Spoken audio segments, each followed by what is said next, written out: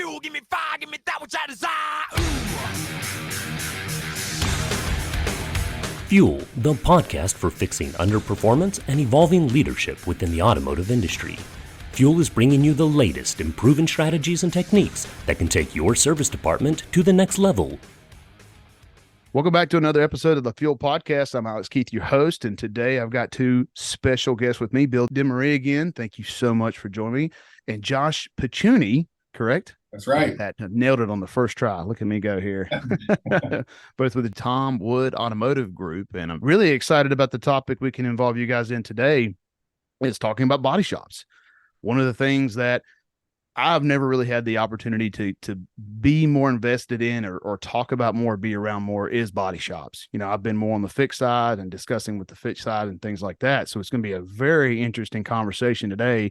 I'm extremely excited about it. But kind of before we jump into the podcast, Bill, I think Josh has got a little bit of an announcement to make, something that got finalized about a month ago. He does. That's right. So about a month and a half ago, I got the opportunity to be promoted into the general manager role here at Tom Wood Collision. Been with the facility and with the group for 7-8 years. Started off as an entry-level estimator, got trained through Tom Wood. It's been fantastic to be part of the team, and I'm really excited to see what we can do. There were a lot of things growing up at Tom Wood that I saw and I thought needed changed in different ways. But primarily, we're a really high line and high certified shop. And as we continue to grow in body shop, we're getting more and more information back from the OEMs on how they want the cars fixed the safe and proper way. There's a ton of resistance in our industry, unfortunately, on getting that approved through insurance and getting it paid to do it the right way. Don't say that. That's not true. Come on now. Everybody pays what you want them to pay. Come on. Of course. But, I really wanted to take the opportunity to hone in and get really intimate with those expectations, those procedures, those requirements, and apply those to our shop. Because most body shops, unfortunately, don't follow those, whether they're undereducated or underinformed, they don't have access to the information, or they unfortunately, their business can't operate because the denials of coverage hold them back so bad that their business would eventually close because of it. But with the platform that we have and the cars and the certifications that we have and the market that we have the perfect opportunity to be a front runner and really push the industry into the next level for all of this. That's fantastic. So let's jump on that. I mean, I love what you just said. Undereducated and underinformed. I think that's going to be a good start.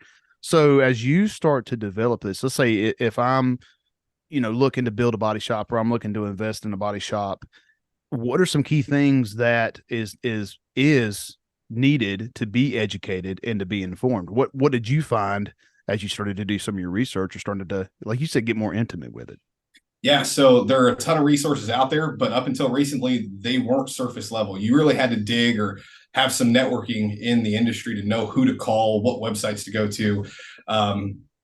First and foremost, if you're new into body shop, start reaching out to the OEM reps. There are a handful for every single OEM. Most of them are extremely helpful. They're extremely knowledgeable, and they can at least put you on the path where you can go teach yourself, teach your team, and get that education. There are a ton of third-party companies that are starting to step into this industry to support ease of access for this information. But you still have to go look for it. And it's what you do with it after you read it as well. Don't just read page 1 and page 2 and say that works for my business and skip pages 3 through 10. You have to read it from start to finish. You have to understand what's going on. It's complex, right? I mean, it's not easy fixing wrecked cars, and with the electronics and the add-ons they're putting into vehicles, it's evolving faster every single year. You've got to get really intimate and have drive to bring your shovel to work every day and dig until you get all the answers that you need. So yeah, at entry level, it could be a tall order, and maybe you pick one OEM or 2 or 3 OEMs at a time and try and tackle them individually. What's going to be best for your market? What do you see the most of? But there's a plethora of information out there, and the industry is getting excited to share this information too. So there's plenty of people, if you can get a hold of them, they're happy to talk and happy to educate. So how do you build that library? That's interesting. How do you start building that foundation? It's interesting because the OEMs want to partner with us. They want to be involved in these decisions that are being made.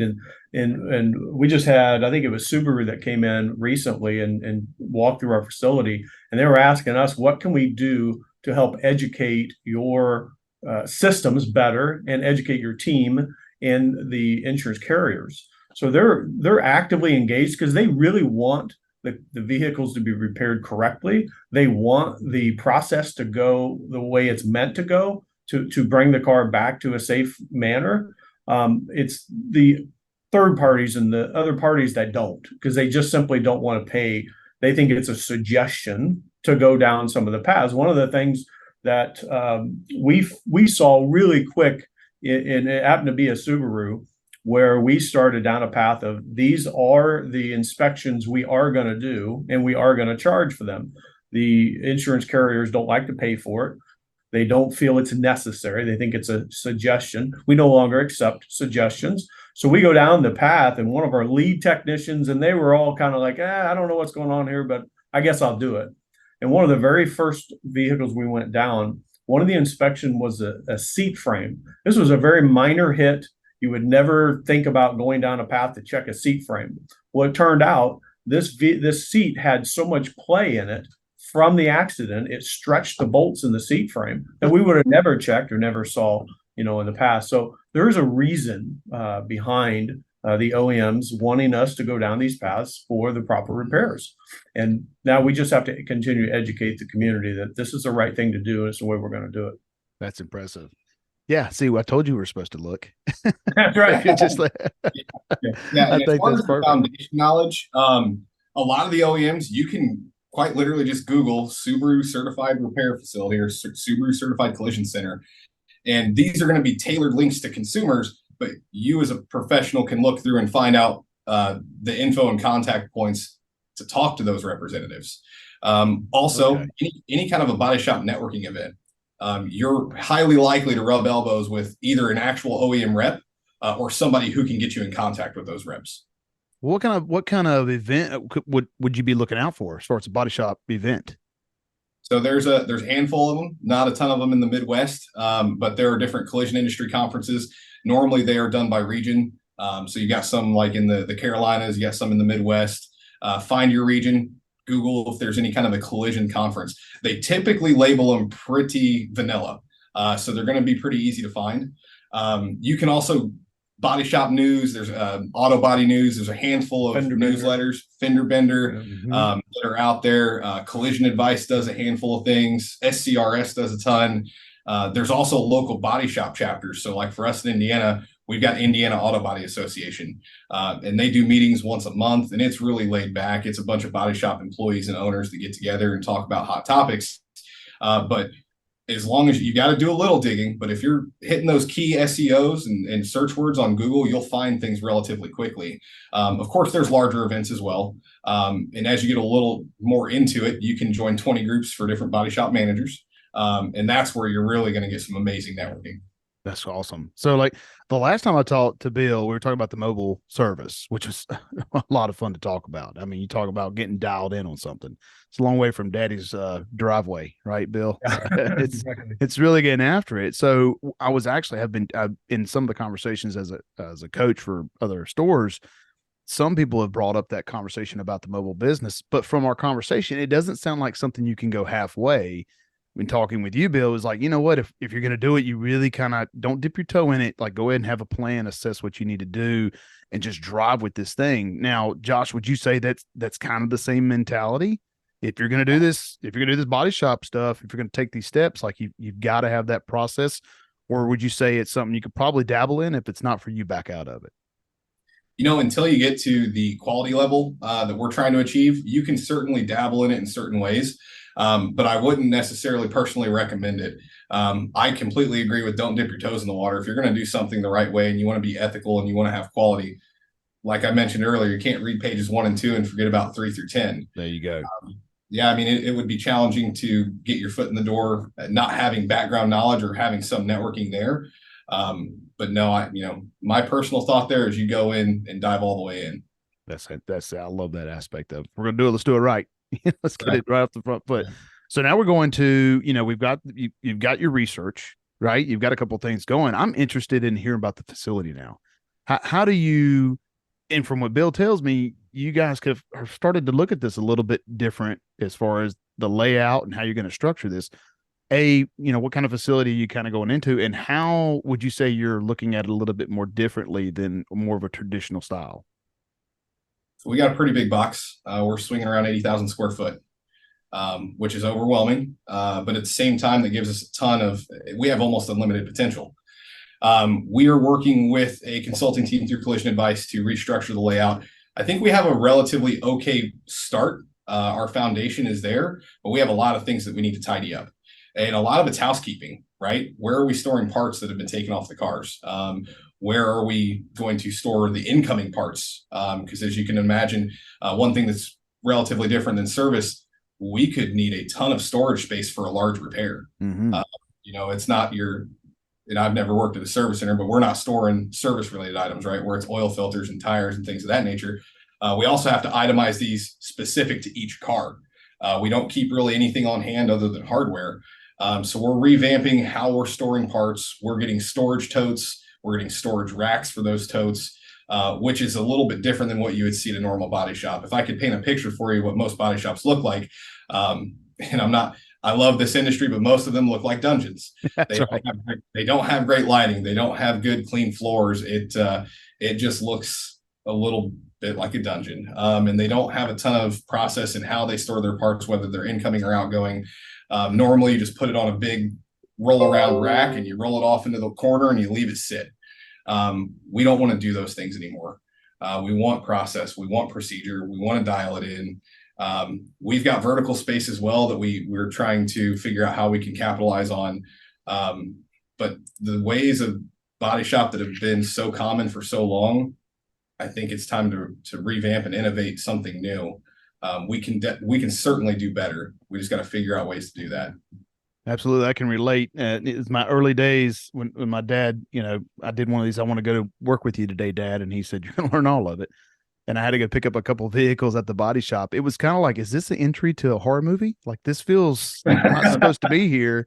Or like, where's the dog that's supposed to come out? So it's been interesting to see, like, and to hear, some of the revolutionary things that some of the body shops do and how they've really cleaned up their act in some cases, get more efficient with what they do and things like that. So, now you got your facility. How do you go about staffing? How do you go about, you've got your facility, you've kind of done your house cleaning, you've got your process. How do you staff this thing? So we're really focused on training the technicians and the employees of tomorrow. Of course, we love partnering with the tech and vocational schools locally. They just aren't producing the graduates that it takes for our industry to fill all the void. Uh-huh. Don't hold me to it. I know recently there was a report I read that the average age of a tech is nearing high 40s, low 50s. That's awful. We just don't have a ton of youngsters coming into it. So we are transitioning to our technicians being on a team style. And depending on that technician's ability to coach, maybe he has one apprentice, maybe he's got two or three. We've got two of those in play right now, one of which has been extremely successful. We have a young man who's, I think, 23 years old. He came in right out of tech school. He took out trash and swept the floors for the first year or so, partnered up with the tech. He is one of our highest certified technicians just a few years later. I mean, he's putting frame rails in Templas, he's putting frame rails in Porsches and Audis. Wow. Of course, the kid's ambitious, right? It takes ambition, but he's effectively trained in-house. And that's something that I think we're really going to have to focus on, not just at Tom Wood, but as an industry. Our second team, we have a really good coach who's a senior tech, and he had broad enough shoulders to take 3 apprentices on. Oh, wow. That is relatively new. They've been with us for a little over 90 days or so. But we see a lot of good breadcrumb trails of success with these young guys, and they're eating it up. I think they're gaining really valuable knowledge. It's a lot more hands-on than a lot of vocational schools would be. And, given the circumstance, it's on-the-job training. Of course, it's going to be a little more hands-on. And I need to start forward thinking as well as how do we do that with our admin staff? I think another thing that the body shop industry is severely lacking is there's not a lot of good training platforms on site when you want to become something like an estimator or an office manager. It's just you kind of get in the industry and you figure it out. Just kind of figure it as you go. Yeah. Are you going to sink or are you going to swim? Which drives a lot of people away, and it doesn't create a good work environment either, right? You want people who have a good training platform. So looking forward to that as well. So does this mean that you're developing some type of a training process for estimators? I've got ideas of what I'm going to be doing. At surface level, I think somebody who wants to get a good career, they don't necessarily have a college degree or anything to come swinging with. Yeah. Bodyshop can offer it. A seasoned estimator can make a good income. But what's that look like to get there? I think a lot of places, the natural response is you put them in as either a shop hand or you put them in as a CSR. And if you get really needy, I'm promoting you today because we need an estimator because somebody quit. We're going to figure this out together.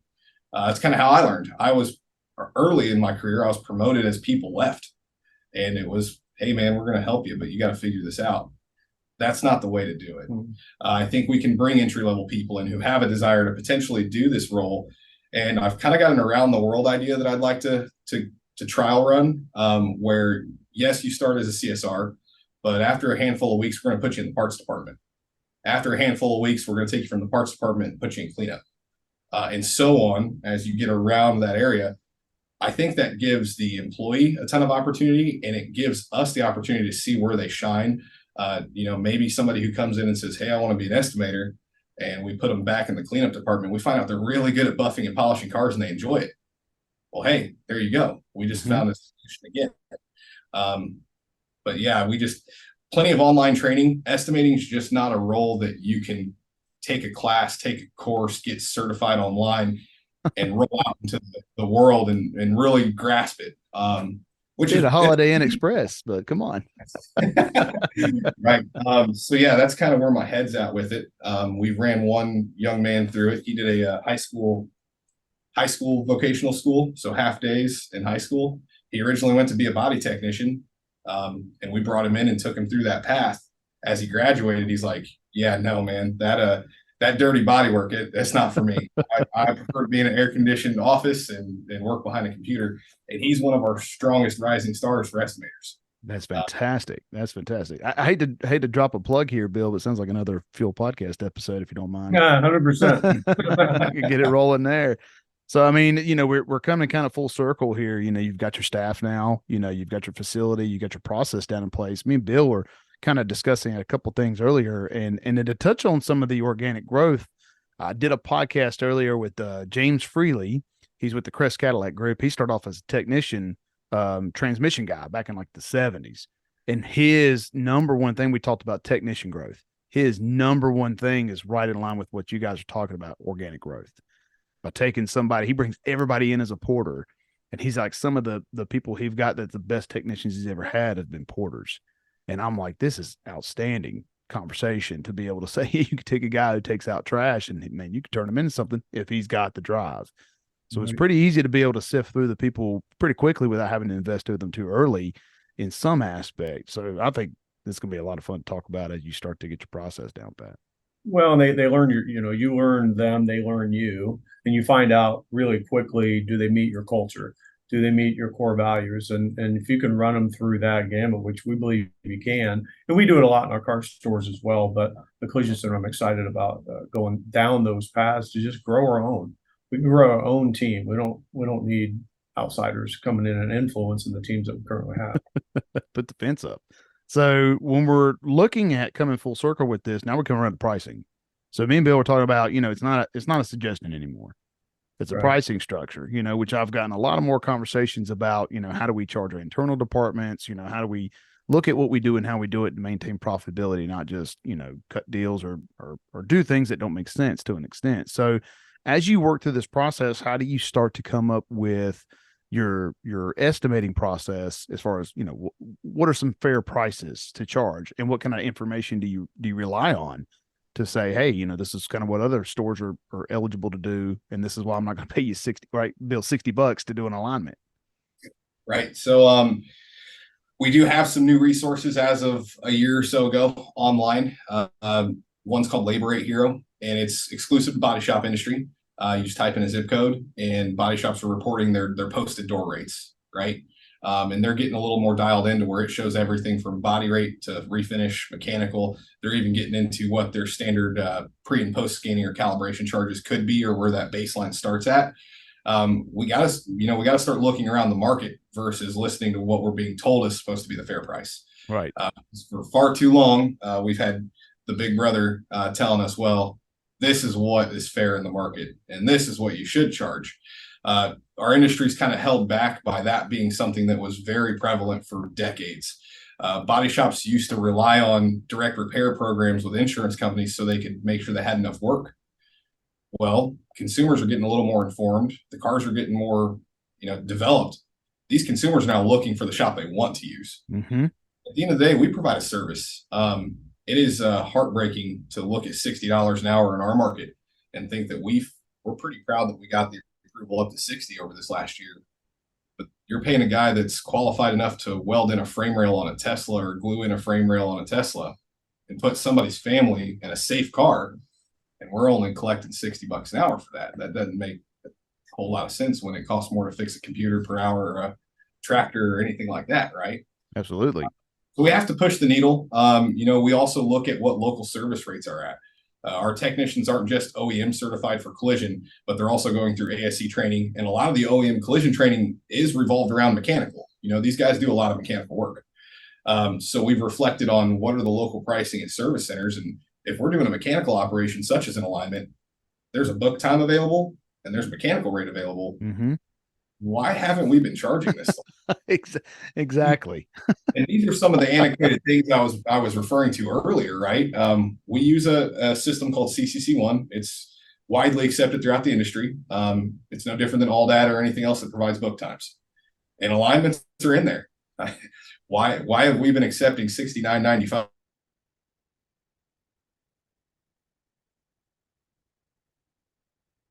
Uh-oh. That we are dialing in, and we're trying to look at it as logically as possible. We've got these industry standards out here, and we've got trusted sources like CCC, AllData, things of that nature. We're not deviating from those anymore. These were all put in place by professionals who do time studies, labor studies, and these are frequently updated, right? We're going to stick to our guns with this. These were put in place for a reason. As Bill mentioned, it's really not a suggestion. This was the rule book that was put in our hands. We're not going to pick and choose when we do and don't follow it. And I feel that the insurance and customers as well should be able to respect that, right? Yeah, your insurance for a reason. I mean, they pay you monthly. It's not like they're not getting their due on it. And I love the fact that when you look at around here and you're looking at rates and you start looking around and you're like, we should be charging this. And people are saying, it's just not how you do it. You're like, I feel like I'm taking crazy pills. There's no way that we should be charging this, and everybody else around us is not at that rate. So I think it's something beautiful with it as far as being able to revolutionize the market and get a little bit more modern with it. Just like some of the conversations we've been having with internal rates. Do you think this is something you would structure on like a variable pricing structure?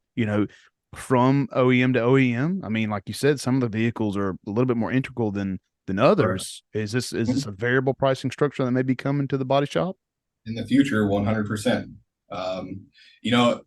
As you mentioned, there's different levels of education that you have to achieve to become certified in different brands. There are some of these, American brands, they're relatively easy.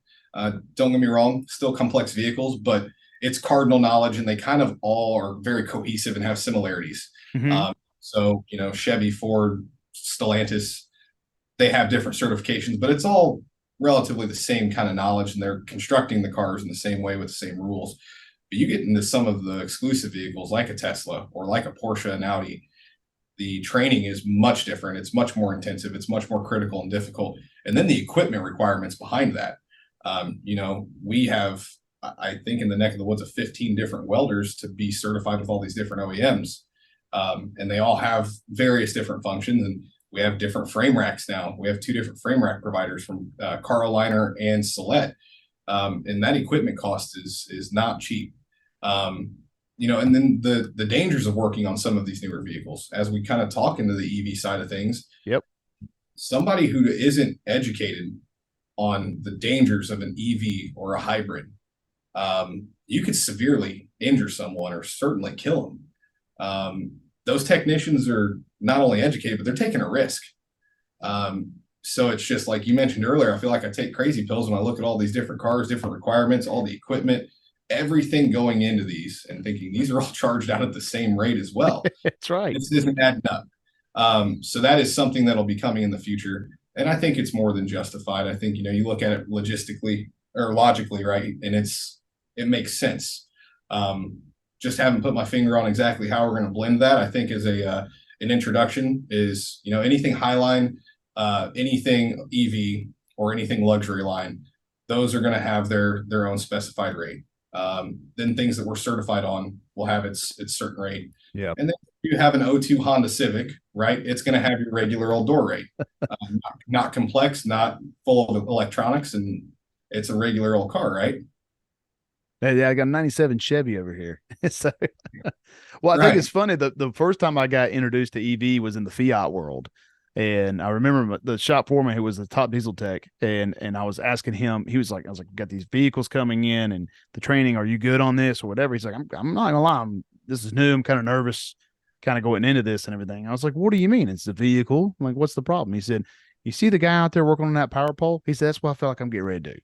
He said, at any moment, this could go sideways, and it could go sideways real bad. And this is also coming from a guy who kind of talked like Cousin Eddie from the Christmas Vacation movies. He just if he goes to your leg, just let him finish type guy. So it was really fun to listen to him get very serious and start slowing down and enunciate his words when he's telling me how concerned he was about working on some of these vehicles. But it's a revolutionary age, and I think it's definitely something that's on the rise and something you got to prepare for. So I'm extremely excited to hear how the success is going to be coming, and I say that preemptively. I'm pretty sure it's going to work out. Bill, I don't know what you did or how you developed Josh, but I think you should keep at it. So I gave Josh the deal in January when I moved into his shop and said, so here's the deal. I don't know much about the collision center. And so if you teach me how to run a collision center, I'll teach you the P&L, how you can make a lot of money. And I think we both kind of helped each other grow a little bit over the last 6 months to the point where he earned the position. As I also told him, it's your position to lose. So my goal was to give it to him, but he had a window of an opportunity. And my goal was to spend as much time and support him as much as I can and wrap all resources around Josh. I feel like instead of hiring from the outside, bring a person that his how he works, he operates, he meets your core values. He's worked extremely hard over the last 8 to 9 years to prove himself. And why not give that person the opportunity to run probably the largest collision center in the Midwest? A 75,000 square foot collision center is unheard of. The average is 13,000. I've seen some 20s and 23s, and you see what we've built over here for the past 10 years. It's nice to see it finally doing what it was really ultimately meant to do early on. And it takes a guy like Josh that really thinks different, thinks outside the box, does his homework, research, and has such a passion for the business. Those are the people I surround myself around. If you're passionate about the business, I'm all in. I'll support you all I can. Yeah, there's always a better way. So the sky's the limit. So, it kind of wraps us up for this episode of the Fuel Podcast, guys. Bill, Josh, thank you so much. As always, I like to leave the last remarks to my guests. So, Josh, got any parting things for us? Well, I think it just echoes what we talked about earlier. I think if you're going to be passionate about something and you're going to pick an industry to be involved in, and you're picking that as your career and your livelihood, and you've got people's lives and safety in your hands, you got to do it the right way. And you have to stand up. You have to stand up for what's right. Bring your shovel to work every day and dig until you find the answers that you need. But don't let your integrity fall because of a challenge or because of a situation in your career. Stand out, stand above the crowd, try and be ahead of the curve. At the end of the day, just do what's right. Fantastic. Bill, you got anything for us? Hey, I'm going to show you. You asked me last time, what book am I reading now? And it's this one here. So when they win, you win. Yeah, I like it. That just sums it up. Kind of threw me off guard. I thought you were going to show a diary or something there for a second, and then what's going on? I'm just kidding. That's fantastic. Last time I grabbed the wrong book when I was showing you what I was telling you about it. After I looked down, I'm like, I grabbed the wrong book. Well, gentlemen, thank you so much. It's going to wrap it up for the Fuel Podcast today. Until next time, Josh, Bill, thank you so much. Thank you, sir. Thank you for joining another episode of the Fuel Podcast. Always be sure to like, follow, or subscribe to be notified when new episodes are being dropped. And click the link below to review any of the show notes for additional information. Or you can email the Fuel Podcast with the link, as we encourage any feedback or any questions or comments from our listeners. Until next time, I'm your host, Alex Keys, with the Fuel Podcast for fixing underperformance and evolving leadership.